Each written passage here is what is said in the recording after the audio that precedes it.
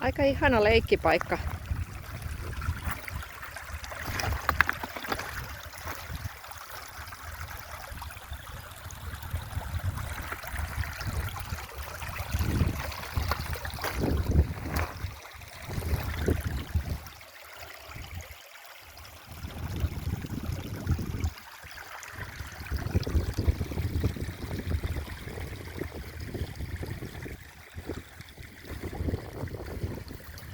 Tosi kiva.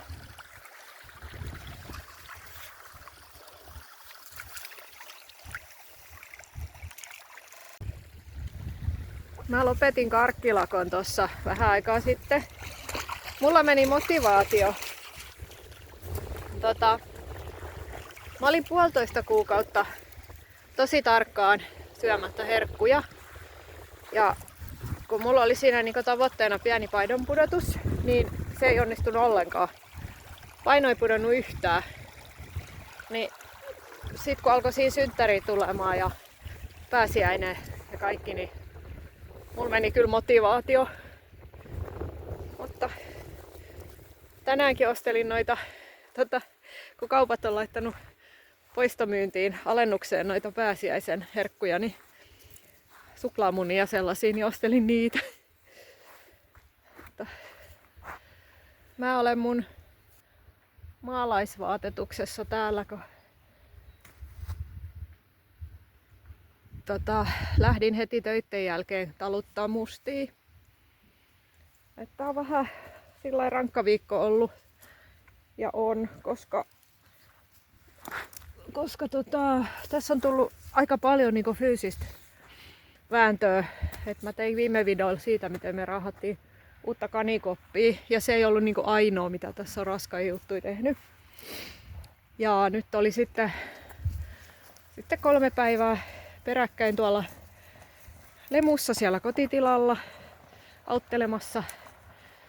Niin se on silleen tietty kiva ulkoilua ja tolleen.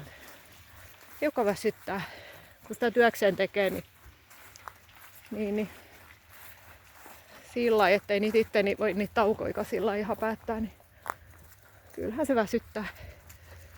Mutta huomenna on sitten ei fyysinen raskas päivä, mutta jännittävä päivä, koska mulla alkaa ikkunan kunnostuskurssi. No, se on niinku 6 iltaa, 6 tapaamiskertaa.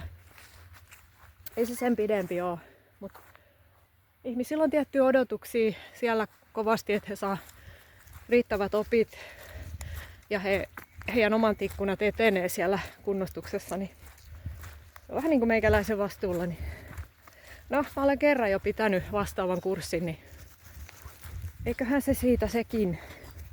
Mutta kyllähän se eka kurssikerta tietysti vähän jännittää. Ja että minkälaisia ihmisiä siellä on.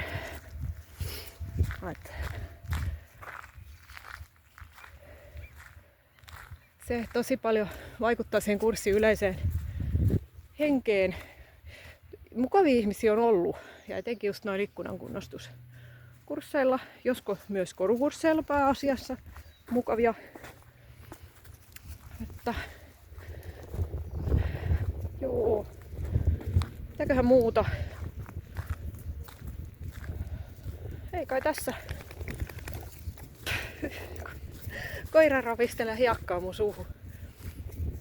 Jees. Jaha. Täällä me vaan ollaan yleisessä rannassa. Ei täälläkään saisi koiran kanssa olla. No mennään vähän tonne sivumpaan. Mut siis eihän täällä ole ketään tämmöisen vuoden aikaa.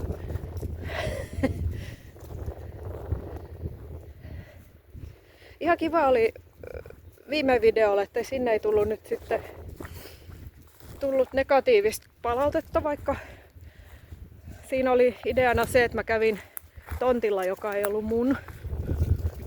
Ja mä voin vielä korostaa, että mä en tosiaan niin kuin hiipparoinut siellä. Mä kävin siinä vähän niin kuin, hei, hyi!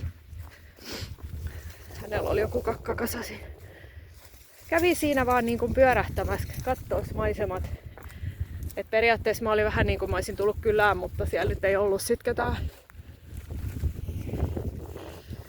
Mut Mutta ihan kiva, että tosiaan tuli vaan tykkäyksiä eikä kukaan ruvennut saarnaamaan mulle.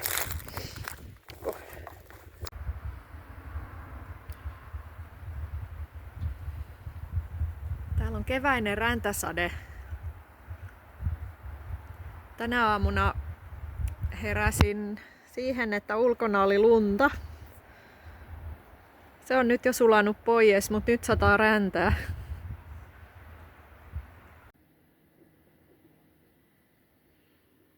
Hei vaan. Tulin tossa just kauppa-asioilta ja muutenkin ajelin tuolla pitkin poikin. Mulla tuli vähän semmonen kiire hankkia uusi kanihäkki, kun Pomppi sai yllätyspoikaset ja velikani piti sieltä eristää omaan paikkaansa, niin sitten mä torista bongasin sellaisen häkin, niin kävin sen hakemassa. Ja se on niinku semmonen vähän isomman mallinen vanha koirahäkki. Sain ihan 40 senkin tingittyä. Niin semmosen kävin hakemassa ja sitten ajelin sieltä tonne Bauhausille. Kun aina tarvitsee jotain ikkunan korjaukseen ja muuhun rakenteluun, kanikoppirakenteluun tarvikkeita.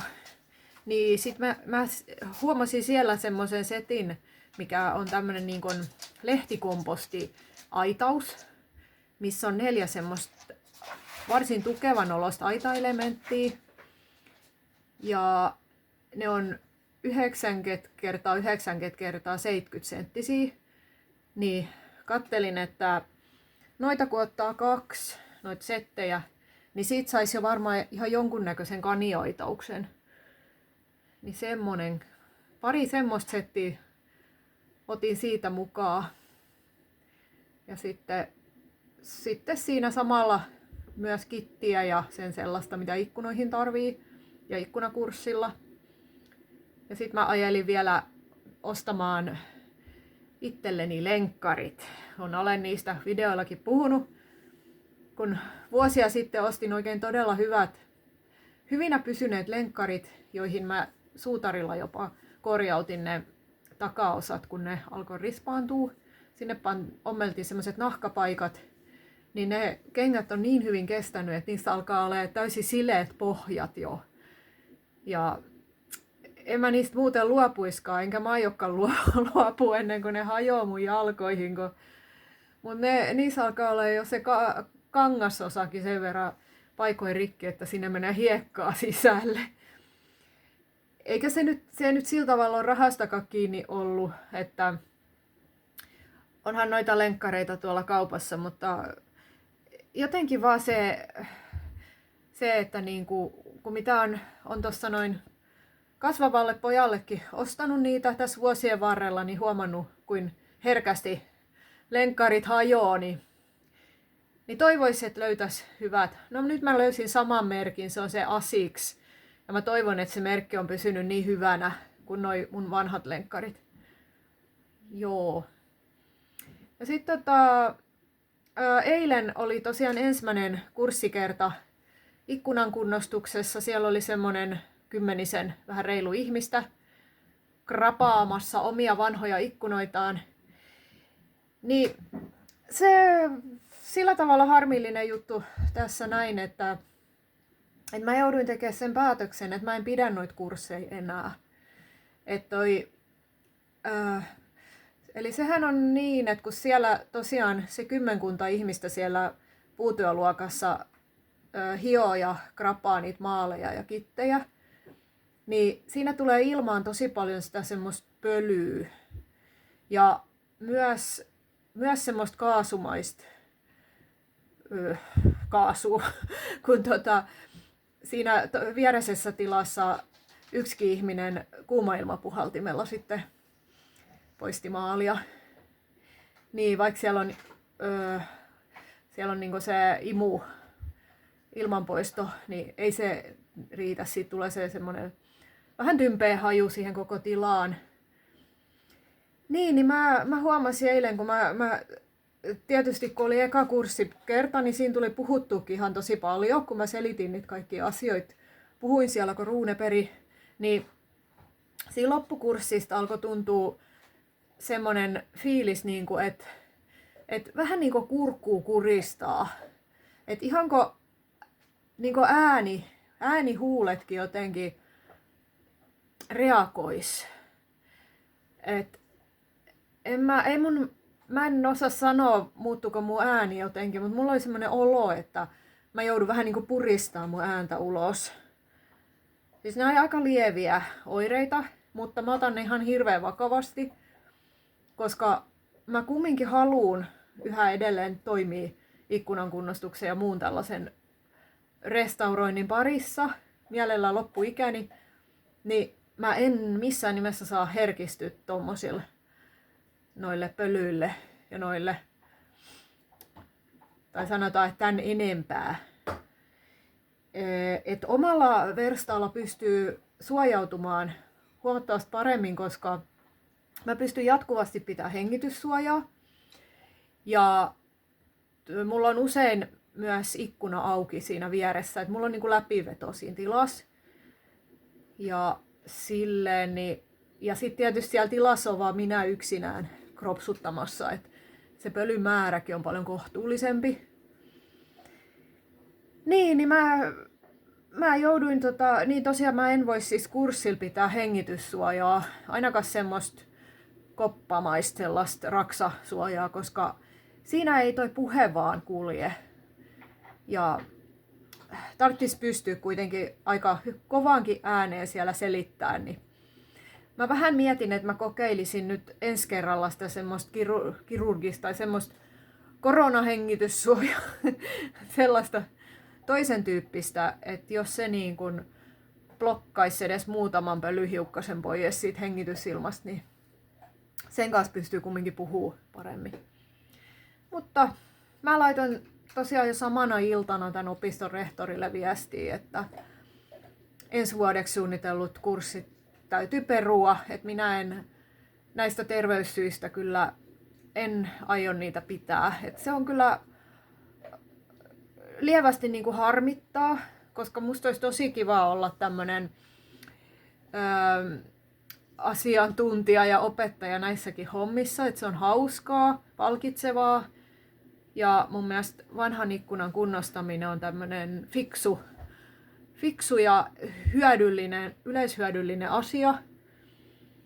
Ja niin, mutta toisaalta niin kyseessä on kuitenkin vaan ollut 6 tapaamisiltaa vuodessa, niin eihän se nyt, ei se voi olla merkittävä asia. Ja korukurssien pitämistä mä kumminkin jatkan, että siellä mä en altistu sillä tavalla. Siellä on ainoana se, että siellä on noita juottamisesta ja kuumentamisesta tulevia kaasuja ja sitten hiomapölyä hiomakoneen ympärillä, mutta ne on omassa tilassaan ja mä mahdollisimman vähän pyrin oleskelemaan niissä siinä huoneessa. Niin siellä ei ole ainakaan tuntunut, että olisi mitään semmoista kurkkuun käyvää. Mutta semmosia tällä kertaa.